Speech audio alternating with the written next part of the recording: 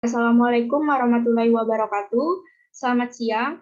Sebelumnya saya mengucapkan terima kasih kepada dosen pengampu mata kuliah hari ini yang sudah memberikan kesempatan kepada kelompok kami presentasi. Dan juga saya mengucapkan terima kasih kepada teman-teman yang sudah hadir. Saya Afda Farah dengan NIM 035 sebagai moderator dalam presentasi kelompok 5 kali ini, di mana kelompok kami akan membahas tentang penulisan kutipan dan daftar pustaka. Tentunya pada kesempatan ini saya tidak sendiri, karena saya ditemani oleh rekan-rekan saya, yaitu ada Adelia Natasha, selanjutnya ada Monica Selviawati, dan ada Kasela Indriani, yang nantinya akan mempresentasikannya. Kutipan. Menurut Kamus Besar Bahasa Indonesia, kutipan adalah pengambilan satu kalimat atau lebih dari karya tulisan lain untuk tujuan ilustrasi atau memperkokoh argumen dalam tulisan sendiri. Bahan bacaan atau pustaka yang digunakan harus dapat dipertanggungjawabkan dalam kegiatan penulisan ulang tersebut. Dalam upaya tersebut perlu diperhatikan kebiasaan-kebiasaan yang lazim berlaku dalam penulisan dunia akademik. Fungsi dari kutipan adalah sebagai berikut, yaitu kegiatan pengutipan dapat menghindari pengutip dari kegiatan plagiarisme, membantu pembaca yang ingin memahami lebih lanjut tentang ide pengutip. Sumber pengutipan yang digunakan dapat memberikan nilai terhadap karya ilmiah yang sedang telah dibuat. Pengutipan yang tepat akan mengamankan penulis pada ide orang lain yang salah. Menguatkan tulisan pengutip melalui kutipan yang dimuat dalam karya ilmiah. Jenis kutipan. Kutipan langsung adalah pinjaman pendapat dengan mengambil secara lengkap kata demi kata, kalimat demi kalimat dari sumber asli. Kutipan tidak langsung adalah pinjaman pendapat dan mengambil intisarinya saja. Kutipan pada catatan kaki, kutipan atas ucapan lisan, kutipan dalam kutipan, kutipan langsung pada materinya. Akan dilanjutkan oleh Adelia Natasha. Ini ada teknik dalam mengutip. Yang pertama ada kutipan langsung yang tidak lebih dari 4 baris. Yang pertama, kutipan diintegrasikan dengan teks. 2, jarak antara baris kutipan 2 spasi. 3, kutipan diapit dengan tanda kutip. 4, sesudah kutipan selesai, langsung di belakang yang dikutip dalam tanda kurung dituliskan sumber dari mana kutipan itu diambil. Dengan menulis nama singkat atau nama keluarga pengarang, tahun terbit, dan nomor halaman tempat kutipan itu diambil. Yang kedua ini ada yang lebih dari 4 baris. Yang pertama ada kutipan dipisahkan dari teks sejarak 3 spasi. Kedua, jarak antar baris kutipan 1 spasi. Ketiga, kutipan dimasukkan 5-7 ketukan sesuai dengan alinea teks pengarang atau pengutip. Bila kutipan dimulai dengan alinea baru, maka baris pertama kutipan dimasukkan lagi 5-7 ketukan. Yang keempat, kutipan diapit oleh tanda kutip atau tidak diapit tanda kutip. Yang kelima, di belakang kutipan diberi sumber kutipan seperti nomor 1. Lalu di sini ada yang B, kutipan tidak langsung. Kutipan yang pertama itu kutipan integrasikan dengan teks. Yang kedua, jarak antar baris kutipan spasi rangkap. Yang ketiga, kutipan tidak diapit tanda kutip. Keempat, sesudah selesai diberikan sumber kutipan. Yang C, kutipan pada catatan kaki adalah catatan yang diletakkan di bagian bawah halaman. Catatan kaki juga dapat diletakkan di akhir bab, yang disebut juga dengan catatan belakang. D, kutipan atas ucapan lisan. E, kutipan dalam kutipan. F, kutipan langsung pada materi. Hal-hal yang perlu diperhatikan dalam mengutip diantaranya adalah 1. Penulis mempertimbangkan bahwa kutipan itu perlu. 2. Penulis bertanggung jawab penuh terhadap ketepatan dan ketelitian kutipan. Yang ketiga, kutipan dapat terkait dengan penemuan teori. Keempat, jangan terlalu banyak menggunakan kutipan langsung. Kelima, penulis mempertimbangkan jenis kutipan langsung dan kutipan tak langsung.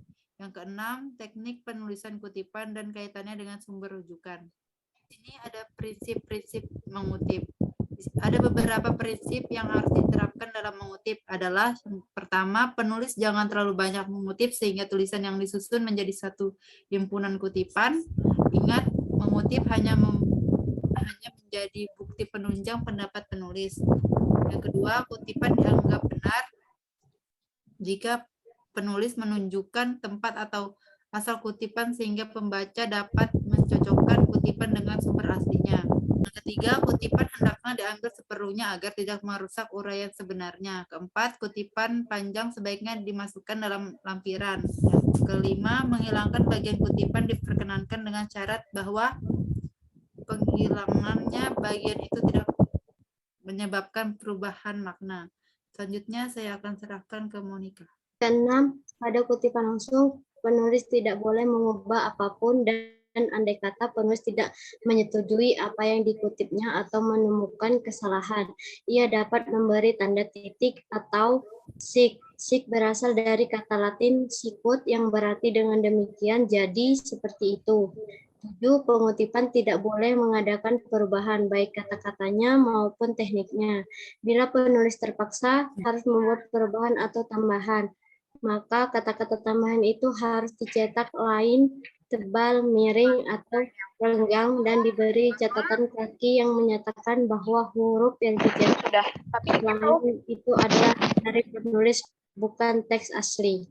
Daftar pustaka. Definisi daftar pustaka atau bibliografi menurut Kamus Besar Bahasa Indonesia adalah daftar yang mencantumkan judul buku, nama pengarang, penerbit, dan sebagainya yang ditempatkan pada bagian akhir suatu karangan atau buku dan disusun berdasarkan abjad. Fungsi daftar pustaka. Beberapa fungsi pada daftar pustaka diantaranya satu, untuk memberikan informasi bahwa pernyataan dalam karangan itu bukan hasil pemikiran penulis sendiri, tapi hasil pemikiran orang lain yang penulis.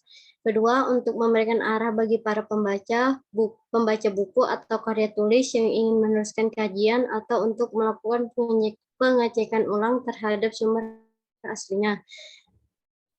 Ketiga, untuk memberikan apresiasi atau penghargaan terhadap penulis buku atau karya tulis yang dirujuk terhadap hasil karyanya yang turut menyumbang peran dalam penulisan karya tulis yang kita tulis.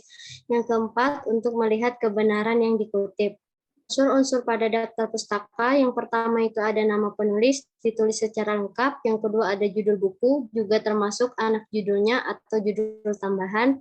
Yang ketiga data publikasi meliputi nama penerbit, tahun terbit, dan di mana terbitnya buku tersebut. Jika perlu, sertakan cetakan keberapa. Yang keempat itu untuk artikel atau tulisan di majalah, perlu ditulis juga nama pengarangnya, judul artikel, nama majalah, nomor, dan tahun terbit. Jenis penulisan daftar pustaka, yang pertama ada berdasarkan metode Harpad, yang kedua berdasarkan textbook, yang ketiga berdasarkan jurnal, yang keempat berdasarkan makalah atau informasi dari internet. Contoh daftar pustaka. Contoh daftar pustaka yang sumbernya dari buku. Satu orang penulis, Mahendra, Rendra, 2010, politik dan ekonomi, Jakarta, Pustaka Barat. Yang kedua ada 2 atau 3 penulis, Ramadan, Rija, Budiono, dan Fiona Putri, 2006, dasar-dasar mempelajari tenses untuk beginner, 2, Bandung, Pustaka Indonesia. 3, tanpa penulis, Diknas, 2010,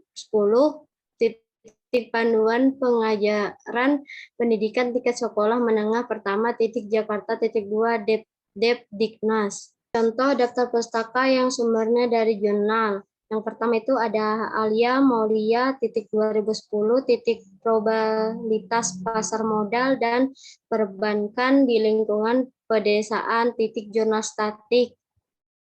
Yang ketiga ada contoh daftar pustaka yang sumbernya dari makalah, yaitu Rapika Angelina, 2010, globalisasi dan perkembangan teknologi di era modern makalah. Yang keempat, contoh daftar pustaka yang sumbernya dari internet, yaitu Riko, Budi, 2016, dampak globalisasi di Indonesia, online, http globalisasi, blogspot.com, 2016, 01, dampak globalisasi di Indonesia.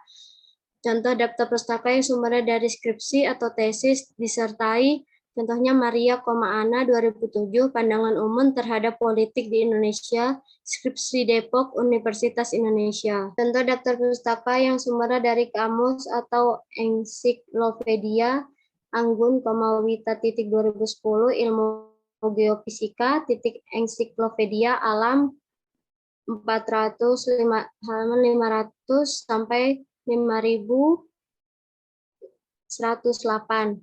Contoh daftar pustaka yang sumbernya dari majalah Rini, Andini, buat masker sendiri dengan bahan utama stroberi, Jakarta, majalah Femina halaman 459. Contoh daftar pustaka yang sumbernya dari wawancara Rahayu, Risa 2017, Kenangan Kemerdekaan TVRI Jakarta 60 Mins. Contoh daftar pustaka yang sumbernya dari koran Kasur Not, Ihza, 2006, Banjir Pengguna Internet Kompas halaman 60 sampai 617. Baik, saya ucapkan terima kasih kepada dosen pengampu pada mata kuliah hari ini, dan juga terima kasih kepada teman-teman yang sudah menyimak hingga akhir. Harapannya dari apa yang sudah kita diskusikan bisa menjadi manfaat untuk kedepannya. Karena dirasa diskusi kita sudah cukup, maka saya sebagai moderator pada presentasi siang hari ini, mohon maaf sebesar-besarnya atas kesalahan atau kekeliruan yang terjadi. Kami pamit undur diri. Wassalamualaikum warahmatullahi wabarakatuh.